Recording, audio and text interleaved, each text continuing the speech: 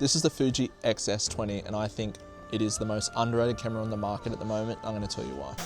Let's pump the brakes for a second and go back to when I first bought it. I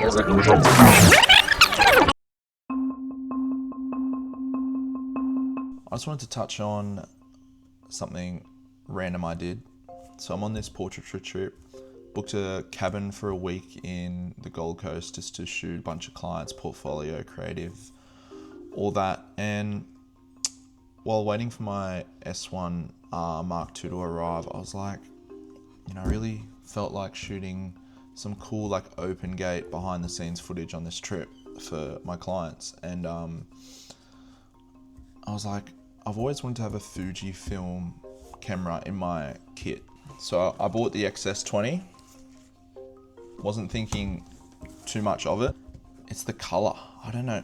I color graded my Fuji footage the exact same way I color grade my Sony footage. Same process and everything. And it was just different. It was like that kind of mix between digital and film that I've like always wanted. But yeah, so I will run through some photos as well that I've taken with this camera, just with the kit lens, just mucking around with different ISOs, all that. But yeah,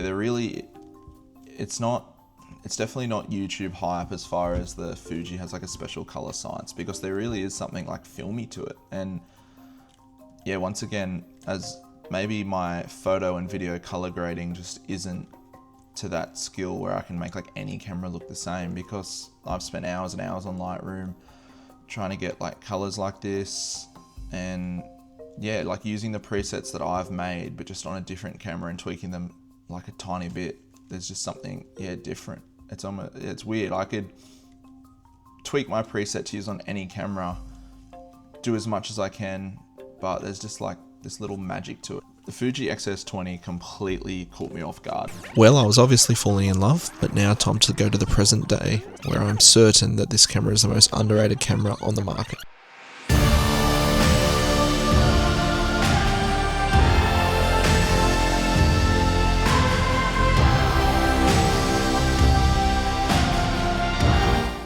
No one is talking about this camera, and I think they should be.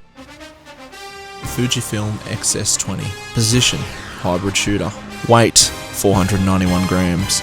Dynamic range that sees highlights and shadows most crop sensors miss. 6.2K open gate up to 30 frames per second, 4K 60, 10-bit 422 internal, and F-Log2. I think what I love about this camera is there isn't this huge wave of marketing behind it. It's just been chilling. But meanwhile, you pick it up and you realize it's like a monster.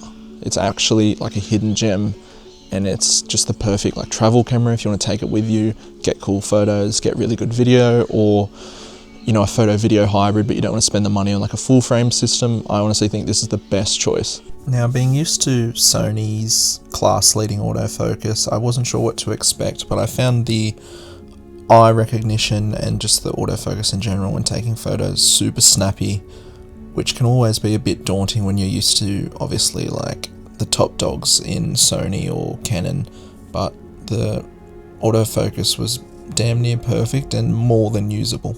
So now I'm going to show you how easy it is in Lightroom to edit the RAW and even use the inbuilt simulations to get that filmy look. So you just go over here, and all the inbuilt simulations that you can use on JPEGs, you can also use on your RAWs, which is really cool and a really cool base point. So let's say we want like a warm filmy look, we can start with that, warm it up, and there really is like a lot of dynamic range in this camera, which I was surprised, because obviously crop sensors, I just sort of assume the worst, but I really am liking this camera. And this is just obviously like a super quick edit. It just shows all you can do. Add a bit of green shadows, so that sort of filmy look. Maybe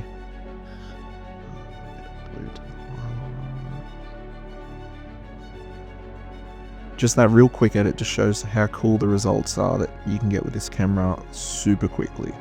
So you get the flexibility of editing RAW files, but you still also get to use the cool film simulations that Fuji is known for. This is one of my favorite images from this shoot, and it's literally just edited using one of the inbuilt profiles, and then just with lots of changes, adding kind of filmy curves, changing the colors, and you can see the before and after from the raw to the edited version. And I didn't use any presets or anything. I just picked one of the inbuilt profiles and edited from there. Obviously kind of did some filmy curves and played with all the colors and everything, but I absolutely love how it turned out. Where I think this camera really comes into its own and punches above its weight are its video capabilities. I mean, 6.2 open gate 422 10-bit on a camera this price is insane, and it knocks it out of the park. The autofocus is sticky, the IBIS is good, and then those Fuji colors are just amazing. Like, there is just a special sauce to it. And even the low light capabilities are actually surprised me. Like, the shadows hold a lot more information than I thought, but we didn't experiment with the low light too much because this tunnel was scary. Now, I'm usually a full frame snob. I'd never really owned a crop sensor camera since back when I started with like the GH4. And so I was a bit like, am I going to sacrifice sort of image quality here? But I'm just so surprised with just how the image renders, what it's capable of, whether it's 6K open gate or just the photo files for its size and price. And I just think if you're starting out and you just want something that really punches above its weight, like, this would be the camera I'd recommend for beginners who either want to get into portrait photography, like YouTube, even filmmaking, because it can kind of do a bit of everything. So if you just love photo, video, and you just want something that can do a bit of everything for a good price, like, I think this is the most underrated camera on the market at the moment.